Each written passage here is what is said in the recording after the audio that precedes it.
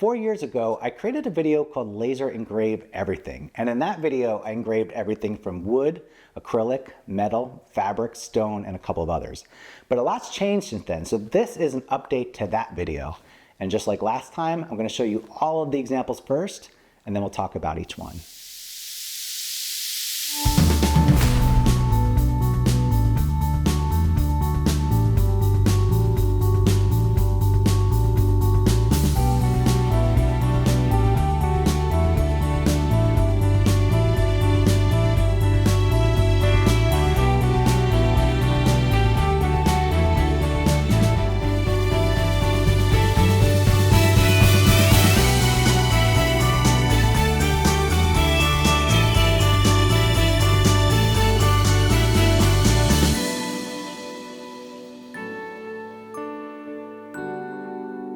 So let's start with wood. Wood is one of the most common materials to use in your Glowforge. Now in this section, we're going to talk about proof grade plywood, Baltic birch plywood, solid wood, MDF, and veneer.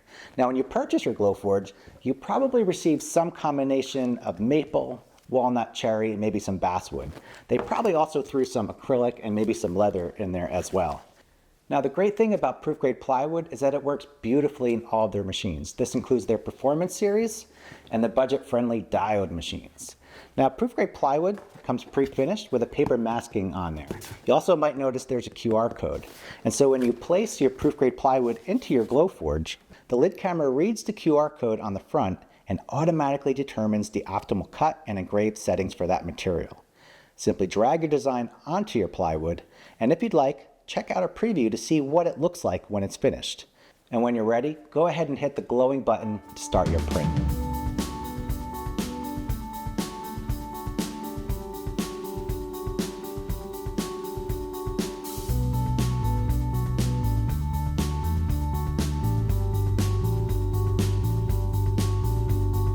After it's finished, peel off the paper masking to reveal a crisp engraving. Now check out these examples printed on Glowforge's Performance series. I also want to show you the same samples printed on Glowforge's new diode-friendly machines, the Spark and the Aura. Now let's move on to something that isn't proof grade material. That is a material that's not offered on the Glowforge website. This is Baltic birch plywood. Now you might notice that Baltic birch plywood looks a lot like maple proof grade plywood. However, maple proof grade plywood engraves a little bit darker because you're actually engraving into the MDF core or the composite core of the material, whereas in Baltic birch plywood, you're engraving into thin, solid sheets of wood. Now, the biggest advantage of using Baltic birch plywood is cost. You can purchase a 5-foot by 5-foot sheet of Baltic birch at a lumberyard, cut it down to size, and get about 15 sheets of usable material. You can also purchase pre-cut sheets from a number of online vendors. However, something else to keep in mind, Baltic birch sometimes contains patches or mineral streaks, and you're going to want to avoid those areas in your projects. Also, Baltic birch does not generally come pre-finished or with a paper masking on it, so if you'd like to do that, you're going to have to do that yourself. An easy way to get started using Baltic birch plywood is to engrave a design using the medium maple plywood settings in the Glowforge app and coloring in the engraving using some Posca paint markers. Baltic birch is also budget-friendly enough to create large-scale laser cut projects. Check out this dinosaur that I created using the pass-through on the Glowforge Pro.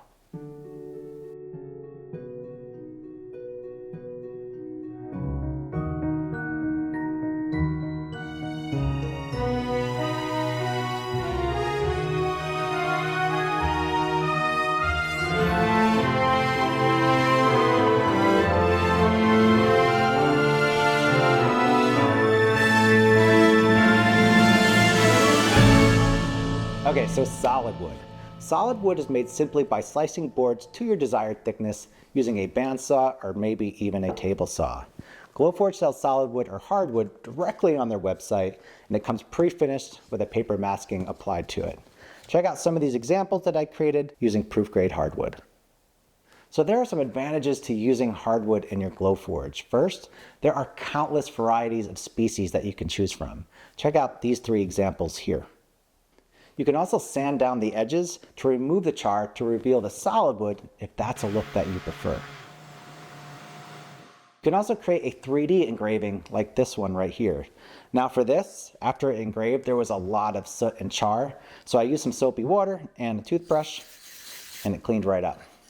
And then finally, if you have one of these, this is a rotary tool, you can create designs that sort of look 3D. Let's talk about MDF for a moment. Now MDF is actually the stuff sandwiched in between the two thin wood veneers on your proof grade medium plywood. And by itself, it looks like this, right? So one of the reasons I like using MDF in my Glowforge is that it's really easy to paint. So when I paint MDF, I usually apply 2 coats of automotive filler primer, followed by 2 to 3 coats of spray paint, and then a finish. And what you're left with is a perfectly painted sheet of MDF. Another trick that I've been using is engraving a really shallow pattern onto a piece of raw MDF and then painting it the same way I did the raw MDF, and what you get is a really interesting pattern design. Now you can also purchase UV printed MDF. So essentially they take MDF and they put it through a flatbed printer, and you can get it in solid colors or ones with patterns on it. And then finally, I want to talk about sublimation board, which has an MDF core. And what sublimation board allows you to do, it allows you to use a sublimation printer or maybe a converted Epson to print out your design and then transfer it to the sublimation board using something like a Cricut Easy Press. So laser cutting and sublimation, they really do go hand in hand. Glowforge also sells a proof grade MDF called draft board. Now draft board is primarily used for rapid prototyping, and the idea is that you're going to engrave and cut all of your designs on this inexpensive material just to make sure it works and it looks good before committing that design to a more expensive material. Now one thing that I should mention is that MDF burns dirtier than other materials. So that means if you're using a lot of MDF, you're probably going to have to clean your machine more frequently. And if you're using a personal air filter, well, MDF can clog up those filters rather quickly. So if you're using MDF, I highly recommend venting out a window.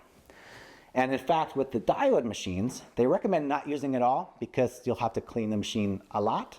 But with that said, I use it all the time. Now moving on to veneer. Now veneer is arguably my favorite material to work with. And the reason I love it is that it comes in a lot of different varieties and has all different kinds of applications. And essentially it's just a really thin sheet of wood. Check this out. So this is a curly walnut veneer, right? Pretty cool. I got a ton of these in the back. You could also purchase sample kits from Amazon. So this right here gives you 25 different varieties. Recently, my grandfather, he just gave me 50 samples of veneer. He bought this 60 years ago, and I can't wait to work with it. Super cool. Now, Glowforge also sells proof grade veneer, but theirs is a little special.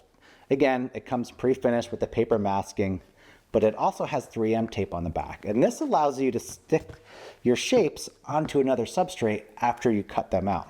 So here are 3 examples of proof grade veneer. Now, if you wanted to create your own 3M applied veneer, it's actually pretty simple.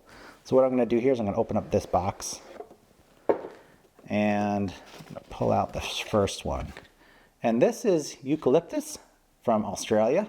Now what I could do is I could simply apply this 3M tape to this veneer sheet, cut my design, and then stick it onto my substrate. And so I've been experimenting quite a bit. These are 3 samples right here. But even cooler than that, recently I've been making my own exotic plywood. And the way I've been doing it, I'm taking veneer, I'm gluing it to MDF, adding a finish and the paper masking, and then I can laser cut it like any other laserable plywood. So here are a couple of examples. This is tiger wood, Paduke, it's like a maple burl. Anyhow, I have a whole collection of this plywood available on Etsy if you're interested in purchasing some. A while back, I hosted a live stream on Glowforge's main channel where I showed people how they could create their own laserable plywood. And during that video, I created a series of these woodland creatures. Here's the whole collection.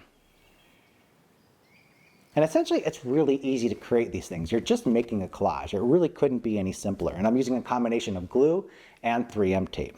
Now the last example I wanted to show you is an inlay technique using veneer and solid wood. So these were coasters that we created for our baby shower, and essentially I engraved this shape into the solid wood, making a little cavity, and then I cut out the leaves and the flowers out of veneer, glued them.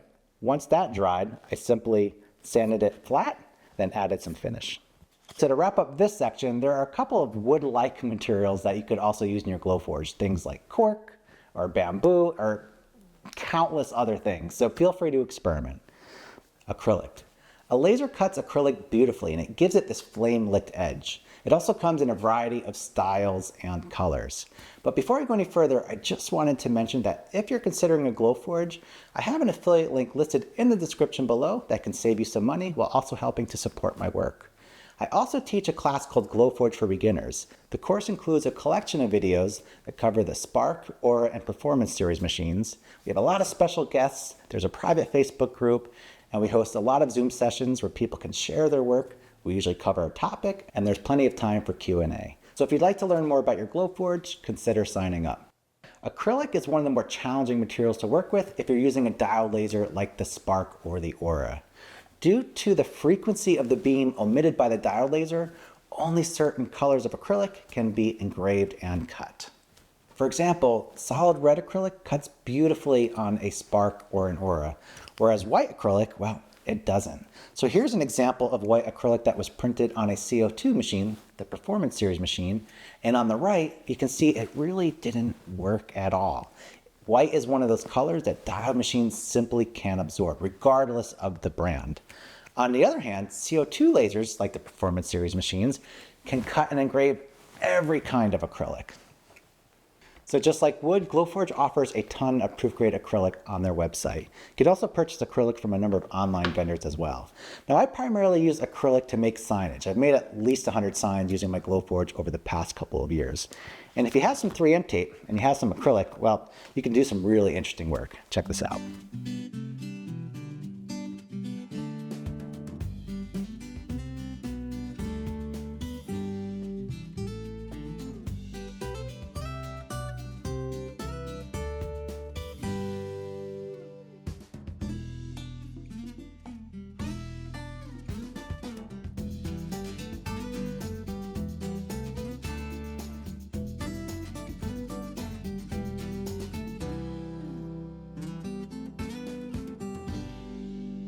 In addition to proof-grade acrylic, you can also work with a number of specialty acrylics.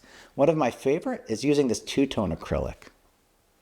Two-tone acrylic is available in almost every color combination, and essentially what's happening is the laser's etching off that top layer, revealing the bottom layer's color. And I use it for things like plaques and name tags. There are also a number of other specialty acrylics. Check out this speckled acrylic. There's holographic acrylic, mirrored acrylic, so if you want to do wedding centerpieces, mirrored acrylics for you. There's also things like UV printed acrylic. Now there are a ton of other plastics that you can work with using the Glowforge, probably too many to count. However, one of my favorite materials to use is Mylar, and you use this stuff to make stencils. I cut this on my Glowforge Pro HD, but Mylar is not going to cut on the diode machines because it's clear. So a good alternative is vellum. Vellum cuts beautifully on the diode machines. Check this out.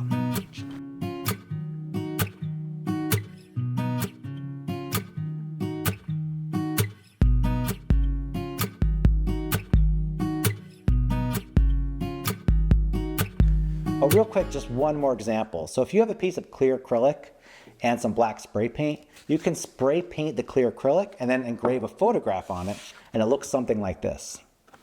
Pretty cool. Metal. The Glowforge, or any other CO2 laser for that matter, can't cut or engrave metal. To do that, you need a fiber laser. It's a completely different technology. So if I'm working with metal using the Glowforge, what I tend to do is I use a service like Send Cut Send. I send them a file, they cut my metal, and then they send it back. And then once I get that metal back, I treat that metal with this special Surmark marking spray. I spray it on the metal, I let it dry, and then I throw it in the Glowforge. And when it's all finished, I simply wash away the Surmark to reveal a black marking. And after that, I usually treat the metal with this ever bright clear coat. And what this does is it increases the contrast of the mark and also protects certain metals. So for example, this copper piece right here, this side was treated. This side was not. And it only took like 2 weeks for it to get like this. So I think it's really important to use this spray. So over the years, I've had the privilege of working with a lot of rock bands and drummers. So this is a drum badge that we created for Max Weinberg using this same technique. I should also mention that you could work with anodized aluminum without the use of the Surmark marking spray. It actually marks white. So you just put it in the Glowforge, you choose the iPhone 7 settings, then you let it engrave. And in the past, I've seen people mark anodized aluminum dog tags. You could even put your MacBook Pro in there and mark that if you're brave enough. Or you can simply prime and paint metal and then use your Glowforge to engrave off the paint. Leather. Cutting leather on a Glowforge is really simple. You can cut it on the Spark, the Aura, or the performance machines. And I usually cut the little stitching holes as well. This way I can glue it, stitch it, burnish it, and finish it. Glowforge sells some proof grade leather on their website, again with the paper masking, but you can also purchase it from a number of online vendors. Here's a larger piece. This one's pre-dyed. Now when purchasing leather, you want to try to get veg tan leather because veg tan leather is processed without the use of harsh chemicals. It also looks a whole lot nicer too. Check out these samples here. You could also engrave some types, but not all, of fake leather. This is leatherette. Leatherette comes in many different colors and patterns. You could also purchase cork fabric, which in many ways works just like leather. So check out these 3 card wallets that I made using veg tan leather, leatherette, and cork fabric. And I just wanted to mention that in my Glowforge for Beginners course, I walked through how I made these card wallets in depth. Stone. The Glowforge obviously can't cut stone, but it engraves it really well. And I think agate's still my favorite to work with. Although I think most people start with engraving slate coasters. And if you apply some mineral oil to the slate coaster before you start engraving it, you're going to get a much better contrast. I also wanted to talk about ceramic tile for a moment because you can get some really dark engravings, especially if you use this Surmark black marking spray made specifically for ceramic and glass. But another fun thing, I just did this a couple days ago, just engrave river rocks. Wait! You can buy them. What'd you find? A fossil. You did? Let me see. What? Let me see that. It's fossil. Whoa. Paper. Some of the easiest materials to use with your Glowforge are paper, cardstock, and cardboard. And if you're a crafter, well, Glowforge's Spark and Aura machines do the job really well. Now you can purchase all kinds of paper. So here's an example of copy paper, craft paper, and a couple of specialty papers. Cardstock looks good too. And then there's cardboard. And I think everybody's got some cardboard laying around. Now you can cut and engrave normal cardboard like Amazon boxes, or you can purchase colorful cardboard and do some interesting projects with that as well. Check out these little puppets that my friend Shell made of all the Glowforge employees a while back. Stepped into the function, cruising in the DJ playing something groovy. If the beat knock, I know what to do with it. Don't trip, baby, shake your shoes. When I seen Lil Baby in the Jordan 3s. Or you can engrave things like paper bags. Lately, I've been gluing paper to MDF and treating it as though it's plywood. And if you get some specialty papers, this looks really good. Check these out. But what I like most about working with paper is how intricate you can cut your designs.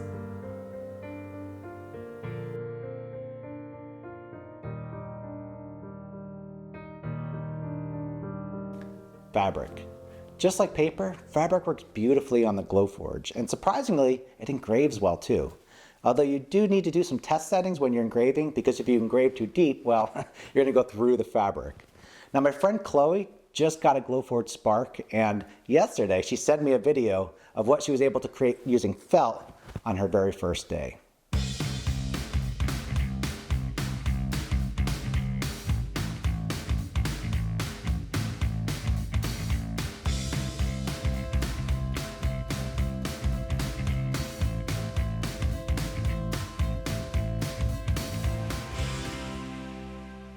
In addition to the materials already covered, you can also work with glass, corian, foam, silicone, soap, and even food.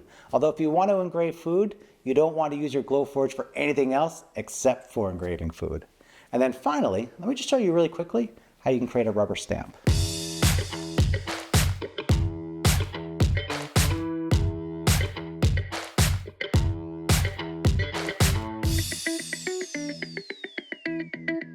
Before I wrap things up, I should probably mention some banned materials. These are materials that you don't want to use in your Glowforge because they might be dangerous.